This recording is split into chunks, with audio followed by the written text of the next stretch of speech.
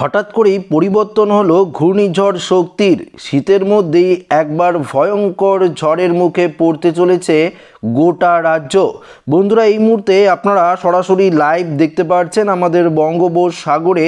ঠিক আমরা দেখতে পাচ্ছি একদম তামিলনাড়ু অন্ধ্র উপকূলের কাছেই আগামী 16ই ডিসেম্বর ঘূর্ণিঝড় শক্তির যে সম্ভাবনা সেটা কিন্তু ক্রমশ একদম আশঙ্কাই সত্যি হচ্ছে। ঘূর্ণিঝড় শক্তি কিন্তু বঙ্গোপসাগরে তৈরি হচ্ছে, যা ক্রমশ শক্তিশালী রূপ নিয়ে একদম অন্ধ্র এবং তামিলনাড়ু উপকূলের দিকেই কিন্তু এগোতে থাকবে। তবে আলিপুর আবহাওয়া দপ্তর আপাতত এই ঘূর্ণিঝড় শক্তিকে নিয়ে একটি গুরুত্বপূর্ণ আপডেট দিয়েছে, যা এই ভিডিওটিতে আপনাদেরকে জানাবো। পাশাপাশি আমাদের পশ্চিমবঙ্গ, বাংলাদেশ থেকে শুরু করে ত্রিপুরা থেকে শুরু করে আরও কোথায় কোথায় ঘূর্ণিঝড় শক্তির প্রভাব পড়বে সমস্ত কিছু এই ভিডিওটিতে থাকবে। অবশ্যই আপনারা ভিডিওটি প্রথম থেকেই শেষ পর্যন্ত মনোযোগ সহকারে দেখবেন।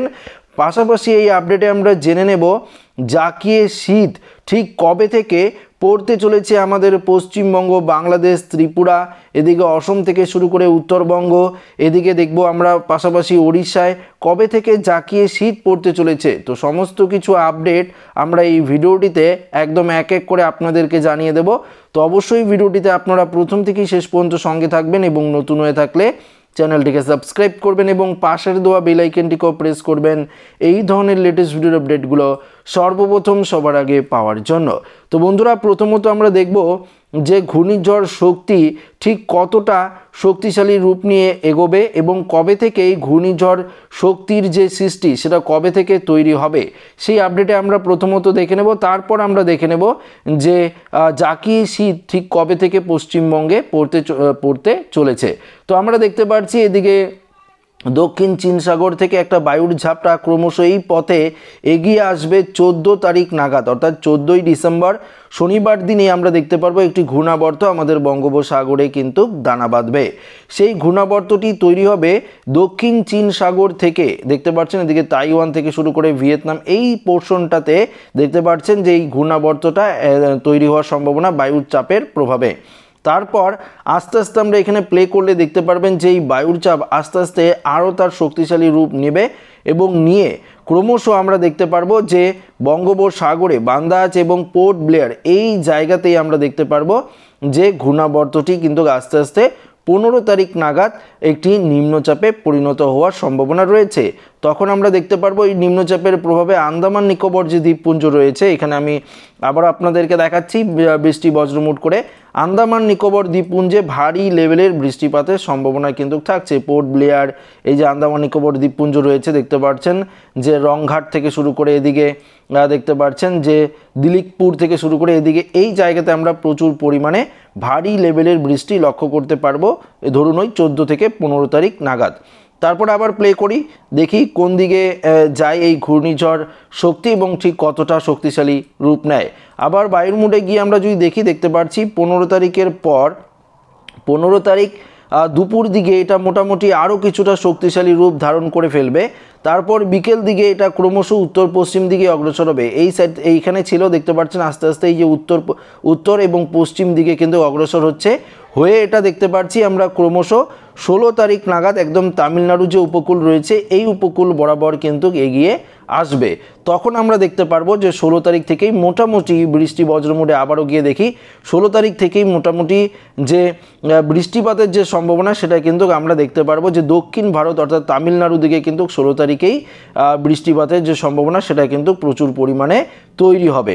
অর্থাৎ আজ মূলত দক্ষিণ ভারতে বৃষ্টিপাত চলছে, তো আবারও যে বৃষ্টিপাত সেটা কিন্তু আমরা 16 তারিখ থেকেই লক্ষ্য করতে পারবো। এই যে 16 তারিখ থেকে দেখতে পাচ্ছেন মোটামুটি বিকেল থেকে আমরা দেখতে পারবো চেন্নাই, পদুচেরি, এদিকে যদি আরেকটু ডিপলিভাবে দেখাই তাহলে দেখতে পাবেন কাঞ্চিপুরম থেকে শুরু করে এদিকে পদুচেরি থেকে শুরু করে নেভেলি দেখতে পাচ্ছেন, এদিকে তিরুচি, তাঞ্জাভের, নাগাপাট্টাম থেকে শুরু করে দেখতে পাচ্ছেন যে এই যে জায়গাগুলি রয়েছে এই জায়গাগুলিতে মোটামুটি ভালোই যে বৃষ্টিপাতের প্রভাব সেটা আমরা ক্রমশ লক্ষ্য করতে পারবো 16 তারিখ থেকে। তারপর আস্তে আস্তে ঘূর্ণিঝড় শক্তিতে পরিণত হয়ে এটা কিন্তু 17 তারিখ নাগাদ একদম উপকূল বরাবর এগিয়ে আসবে এবং এটা আমরা দেখতে পাচ্ছি পুদুচেরি নাগাপাট্টামের এই জায়গাতে কিন্তু আছড়ে পড়ার তীব্র সম্ভাবনা রয়েছে। তখন আমরা ভারী লেভেলের বৃষ্টিপাত কিন্তু লক্ষ্য করতে পারবো। গোটা দক্ষিণ ভারত জুড়ে আমরা প্রচুর পরিমাণে বৃষ্টি লক্ষ্য করতে পারবো।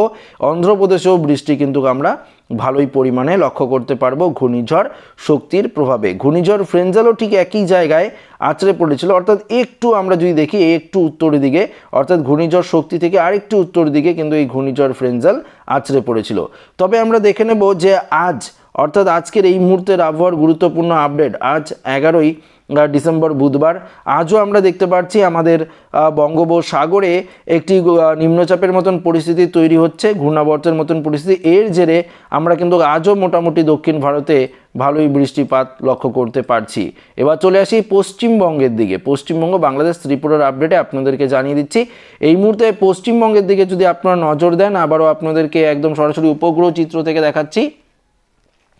উপগ্রহ চিত্রের পরিস্থিতি কি দেখাচ্ছে সেটা কিন্তু আপনাদেরকে সরাসরি আমরা জানিয়ে দিচ্ছি। এই মুহূর্তে কলকাতা সংলগ্ন বেশ কয়েকটি জেলায় আংশিক মেঘলা আকাশ আমরা লক্ষ্য করতে পারছি। দেখতে পাচ্ছেন কোলাঘাট, খড়গপুর, হলদিয়া, কলকাতা, এদিকে চন্দ্রনগর, শান্তিপুর, বর্ধমান, এদিকে মোটামুটি আংশিক মেঘলা আকাশ রয়েছে, কিন্তু সেভাবে যে একদম ঘন কালো মেঘ সেটা নেই, বৃষ্টিপাতের কোনো সম্ভাবনা নেই। বাংলাদেশের দিকেও একই রকম পরিস্থিতি আমরা লক্ষ্য করতে পারছি, শুধু এই সাইডটায়, অর্থাৎ এদিকে বালুরঘাট থেকে শুরু করে দেখতে পাচ্ছেন এই যে সাইডটা রয়েছে বালুরঘাট, এদিকে গঙ্গারামপুর, 2 দিনাজপুর, রায়গঞ্জ, এদিকে মেনানপুর থেকে শুরু করে কিষানগঞ্জ, করণদিঘি, ইসলামপুর, পঞ্চগড়, ঠাকুরগাঁও, এদিকে 2 দিনাজপুর, এদিকে মোটামুটি আমরা দেখতে পাচ্ছি এই পোর্শনটাতে কিন্তু ভালোই বৃষ্টিপাতের সম্ভাবনা কিন্তু আমরা ক্রমশ লক্ষ্য করতে পারছি। তো বুঝতে পারছেন যে কোন দিকে মেঘলা আকাশ রয়েছে এবং কিছুটা বৃষ্টিপাতের সম্ভাবনা কোথায় রয়েছে, এবং এই জায়গাগুলিতে কিন্তু আমরা কুয়াশাচ্ছন্ন আকাশও কিন্তু লক্ষ্য করতে পারছি। আবার দার্জিলিং সাইডে যদি আপনারা দেখেন, এদিকে দার্জিলিং, লাভা থেকে শুরু করে এই জায়গাতেও মোটামুটি আমরা দেখতে পাচ্ছি যে মেঘলা আকাশ, সেটা কিন্তু আমরা ভালোই লক্ষ্য করতে পারছি। তো বুঝতে পারছেন যে কোন জায়গাতে ঘন কালো মেঘ রয়েছে এবং কোথায় আকাশ পরিষ্কার রয়েছে। আবার এদিকে কোচবিহার, আলিপুরদুয়ার, ধূপগুড়ি, জলপাইগুড়ি এই জায়গাতেও মোটামুটি দেখতে পাচ্ছি আকাশ একদম পরিষ্কার। আবার এদিকে অসম বিভাগে যদি আপনারা দেখেন, এদিকে অসম জুড়ে আকাশ পরিষ্কার রয়েছে। এই মুহূর্তে অসম জুড়ে আমরা মোটামুটি আকাশ পরিষ্কার দেখতে পাচ্ছি। পাশাপাশি আরেকটু যদি আপনাদেরকে দেখাই, দেখতে পাচ্ছেন অসমের হোজাই, ডিমাপুর, এদিকেও মোটামুটি আকাশ পরিষ্কার। শিলচর, শিলং, এদিকেও মোটামুটি আকাশ পরিষ্কার। বাংলাদেশের পূর্ব দিক ময়মনসিংহ, রাজশাহী, মেহেরপুর, ঢাকা, কুমিল্লা, বরিশাল, খুলনা একদম সম্পূর্ণ মেঘমুক্ত আকাশ রয়েছে। ত্রিপুরার দিকেও আপনারা যদি দেখেন দেখতে পারবেন খোয়াই, কুমারাঘাট, আমবাসা, শিলচর বাজার, উদয়পুর, আগরতলা, ভ্যালিনিয়া, একদম মগিয়াবাড়ি সমস্ত জায়গায় আকাশ কিন্তু পরিষ্কার রয়েছে। এবার প্রশ্ন হলো যে জাঁকিয়ে শীত সেটা কবে থেকে পশ্চিমবঙ্গে পড়তে চলেছে, তার জন্য আপনাদেরকে দেখাবো তাপমাত্রার আপডেটে গিয়ে। তাপমাত্রার আপডেটে আজকে যদি আপনারা দেখেন তাহলে লক্ষ্য করতে পারবেন যে কলকাতা থেকে শুরু করে দক্ষিণবঙ্গে কতটা তাপমাত্রার পরিবর্তন হয়েছে। আমরা যদি এই মুহূর্তে কলকাতার দিকে যদি দেখি, বিশেষ করে দেখতে পাচ্ছেন 24 ডিগ্রি সেলসিয়াসে নেমে গেছে এই মুহূর্তে দুপুরের তাপমাত্রা, অর্থাৎ অনেকটাই তাপমাত্রা কম। এদিকে দেখতে পাচ্ছি এদিকে হাওড়া, হুগলির দিকেও একই রকম পরিস্থিতি, সুন্দরবনও একই রকম পরিস্থিতি। পূর্ব মেদিনীপুর, পশ্চিম মেদিনীপুরে দেখতে পাচ্ছি 24-25 ডিগ্রি রয়েছে, পুরুলিয়াতে 23, বাঁকুড়াতেও 24, বর্ধমানে মোটামুটি দেখতে পাচ্ছি 23-24, এদিকে দেখতে পাচ্ছি নদিয়াতেও 23 থেকে 24 ডিগ্রি, মুর্শিদাবাদে দেখতে পাচ্ছি 23 থেকে 24, বীরভূমেও 23 থেকে 24 ডিগ্রি রয়েছে। উত্তরের মালদায় 23 থেকে 24, বালুরঘাট, 2 দিনাজপুর দেখতে পাচ্ছি আমরা, এদিকেও অনেকটাই তাপমাত্রা কম। উত্তরবঙ্গে কোচবিহার, আলিপুরদুয়ার, জলপাইগুড়ি এদিকেও 23 থেকে 24 ডিগ্রির ঘরেই তাপমাত্রা রয়েছে। অসমের দিকেও দেখতে পাচ্ছি আমরা 23-24 ডিগ্রির মধ্যেই তাপমাত্রা অসমের দিকেও ঘোরাফেরা করছে। পূর্ব দিকে বাংলাদেশে 24-25 ডিগ্রি রয়েছে। ময়মনসিংহ, ঢাকা থেকে শুরু করে ফরিদপুর, শৈলকুপা, পাবনা দেখতে পাচ্ছি, রাজশাহী, এদিকে বগুড়া এদিকেও 24-25 ডিগ্রির মধ্যেই তাপমাত্রা রয়েছে। পাশাপাশি বরিশাল, মেহেরপুর দেখতে পাচ্ছি, এদিকেও মোটামুটি খুলনা, সাতক্ষীরা এদিকেও মোটামুটি তাপমাত্রা অনেকটাই কম রয়েছে। কুমিল্লাতেও তাপমাত্রা কম, ত্রিপুরাতেও তাপমাত্রা মোটামুটি ওই 23 থেকে 24 ডিগ্রির ঘরেই আমরা সমস্ত জায়গায় তাপমাত্রা দেখতে পাচ্ছি। পরবর্তীতে আবারও তাপমাত্রা কিন্তু কমবে, আমরা দেখাচ্ছি আপনাদেরকে। আবার যদি আমরা চলে যাই ধরুন 14 তারিখ বা 15 তারিখের দিকে ডিসেম্বরে, তখন আরও তাপমাত্রা কমবে।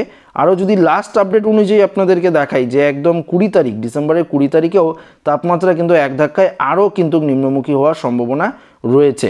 তো আপনারা প্রত্যেকেই জানেন যে তাপমাত্রার পরও এখন আস্তে আস্তে কমবে। ডিসেম্বরের 15 তারিখেও আমরা দেখতে পাচ্ছি তাপমাত্রা প্রায় 22 ডিগ্রি সেলসিয়াসের ঘরে কিন্তু নেমে আসবে। তো এই মুহূর্তের আপডেটে আপনাদেরকে যেটা জানানোর উদ্দেশ্য ছিল সেটা জানিয়ে দিলাম। ভিডিওটি ভালো লাগলে লাইক করবেন, ওদের সাথে শেয়ার করবেন, নতুন হলে চ্যানেলটিকে সাবস্ক্রাইব করে নেবেন। ধন্যবাদ।